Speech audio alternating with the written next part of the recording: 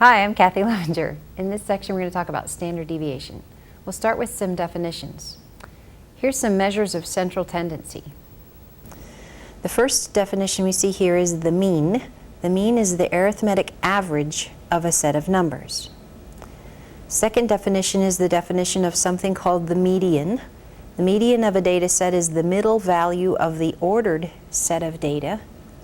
If there is an even number of values, the median will be the average of the two middle values.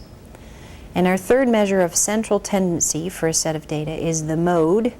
The mode of a data set is the number that occurs most frequently in the set of data. Well, let's work an example and practice with those.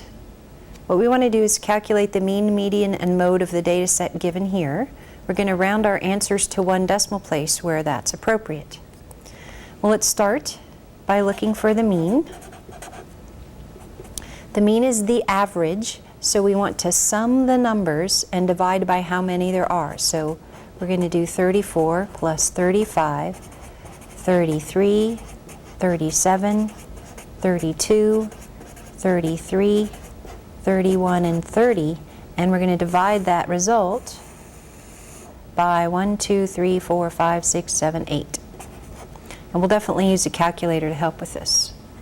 So on our calculator, we'll find, zooming in on the keypad here, or on the screen actually, 34 plus 35 plus 33 plus 37 plus 32 plus 33 plus 31 plus 30. And I've enclosed that in parentheses so that I can immediately put divided by 8. And I see that the mean is 33.1 rounded to one decimal place. So we'll write that in as our mean. The mean is the average. Now the median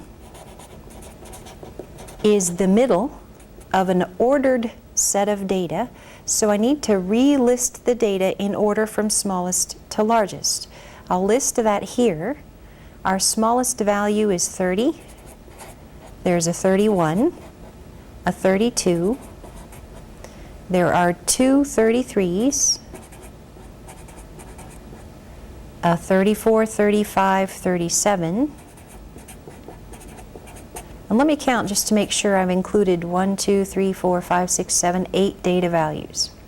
Now the median is the exact middle value, and we have an even number of values. So 1, 2, 3, 4, it would be 4 in from the left or 4 in from the right. And actually the average of the two at the middle. Since the two at the middle are both 33, the median itself, maybe I should rewrite this, is the number 33. The final measure of central tendency that I'm going to write down for this set of data is the mode. The mode is the data point that occurs most frequently. In this case, that's 33. Let's try another example with some data. Same problem. We want to find the mean, median, and mode and round our answers to, actually one decimal place is not appropriate for these, so we'll round our answers to 3 decimal places for this problem, since the numbers are given to 3 decimal places. Let's start by finding the mean. We add the data, 0.065 plus 0.067 plus 0.066, 0.068, 0.064, 0.060. Now we want to divide that by 1, 2, 3, 4, 5, 6. And let's use a calculator to enter that calculation. We're going to find parentheses 0.065 plus 0.067 plus 0.066 plus 0.068 plus 0.064 plus 0.060, close parentheses divided by 6. 0.065, without needing to round, is the mean.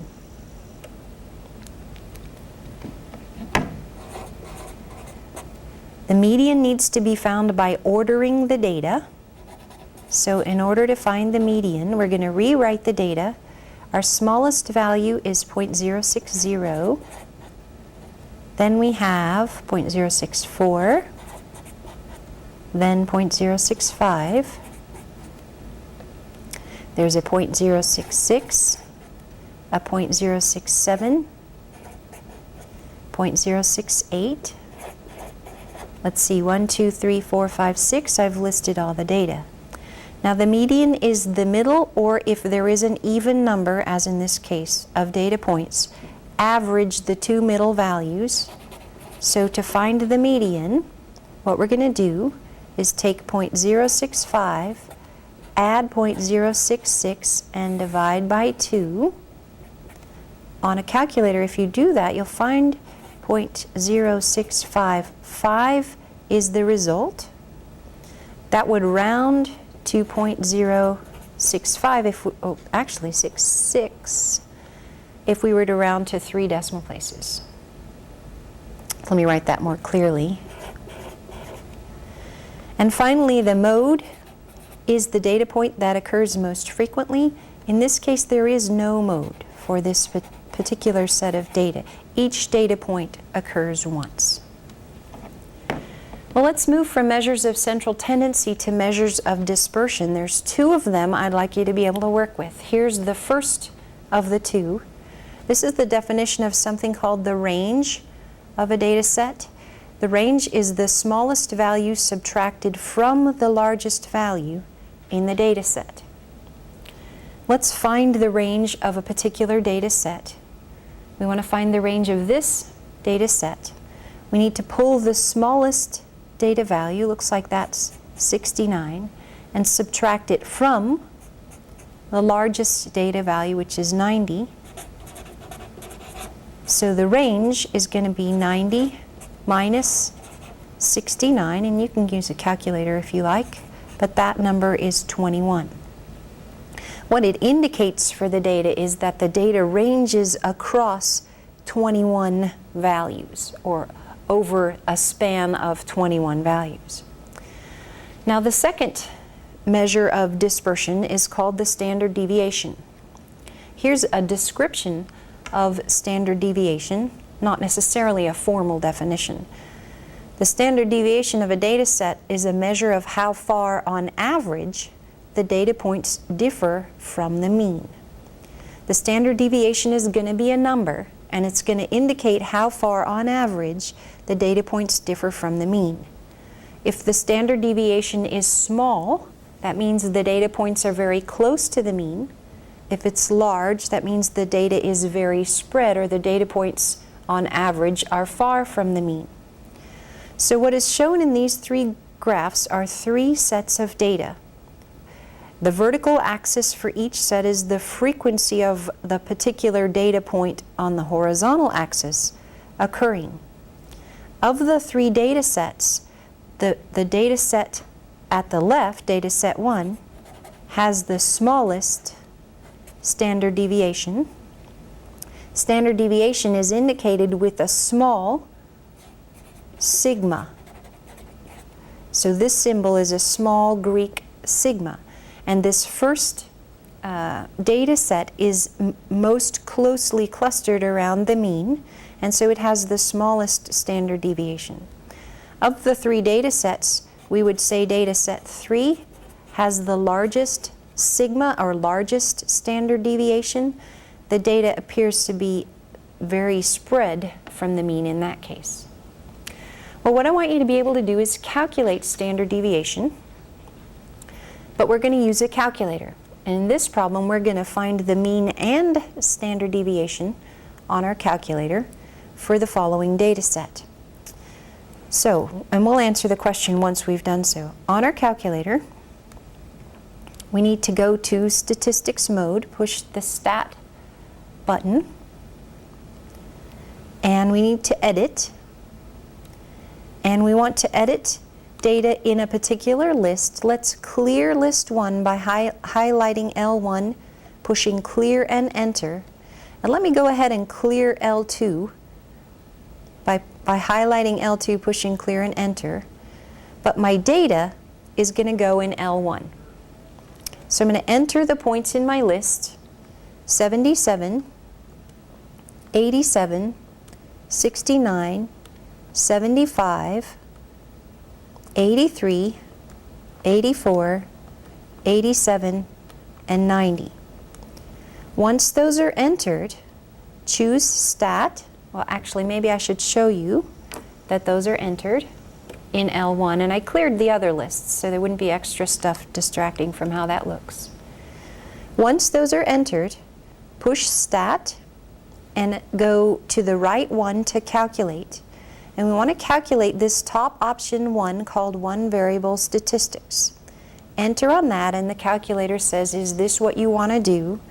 To tell it yes, push enter, and we see some numbers on the screen. This top number, an X with a bar on top, is the mean of the data set. Our mean is 81.5, and we could verify that by calculating by hand. The number second from the bottom in the data set with that small sigma and a subscript X next to it is the standard deviation. This particular standard deviation is 6.7 and so forth. The N at the bottom of the screen indicates how many data points you entered, which is a nice sort of quick check that you entered all the data in your list.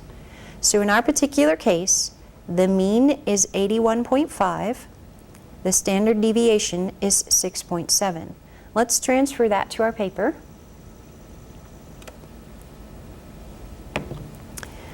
The mean, which is denoted X bar, is 81.5, and the standard deviation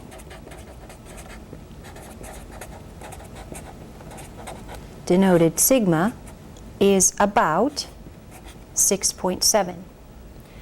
Now there's a question here that says, suppose that the data represent test scores. If a student scores 81 on the test, does she score within one standard deviation of the mean? To be within one standard deviation of the mean means to be from 81.5, we could add 6.7 to be one standard deviation above the mean, and 81.5 minus 6.7 will be one standard deviation below the mean. It's clear, I hope, to you that 81 is so close to the mean that she does score within one standard deviation of the mean. Well, let's calculate these numbers anyway.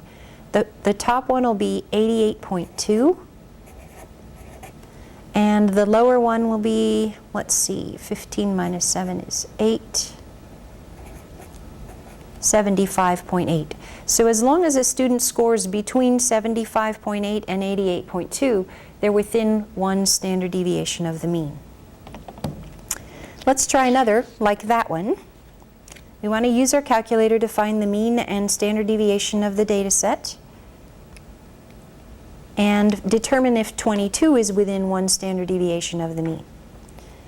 So here we are. We're looking at our calculator. We're going to choose Stat. We're going to enter on Edit. We're going to go up and highlight L1 and clear Enter to get rid of the list we used previously. Then enter 22, 21, 23, 24, 22, 20, 21, and 19. The data is entered, so push Stat, go over to Calculate, choose option 1, one variable statistics, and push Enter. And here's what you should see once you've done all that. We can see that the mean, X bar, is 21.5, the standard deviation is 1.5, and that we've entered 8 data points. Well, let's transfer that information to our paper. The mean, X bar, is 21.5. The standard deviation, sigma, is 1.5. So let's take the mean, add one standard deviation, and take the mean, and subtract one standard deviation, in which case we'll get 23 and 20. As long as a number is between 20 and 23, it is within 1 standard deviation of the mean.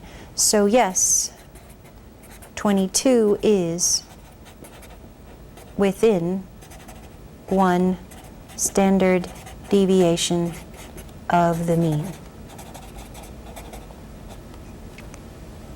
Let's try one final example.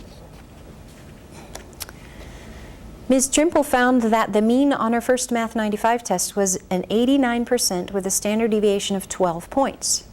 Susie scored a 76 on the test. Was she within 1 standard deviation of the mean? Well, this time we're given the data to work with. We're given the mean and the standard deviation. So let's take our mean, add 1 standard deviation, take our mean and subtract 1 standard deviation. Adding 89 and 12 gives me 101. Subtracting 12 from 89 gives me 77. Susie scored a 76, which is between 77 and 101. So Susie did score. Oh, 76, hold on. 76 is not between 77 and 101. It's just below 77. Susie did not, pay attention to your numbers, did not score within, I should say, 1 standard deviation of the mean. In this lesson, we've worked with measures of central tendency and measures of spread. Be sure to work lots of exercises from your textbook for practice.